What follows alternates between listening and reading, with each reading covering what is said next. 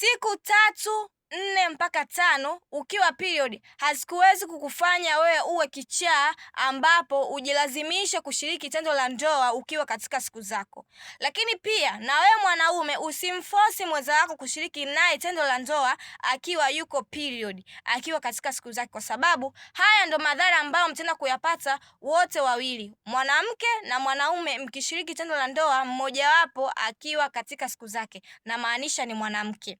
Mwanaume utapata changamoto ya kuvimba kwa tezi dume, lakini pia mwanamke utakuwa ni chanzo kikubwa cha kupata changamoto za infection, pelvic inflammatory disease yani PID, harufu mbaya ukeni,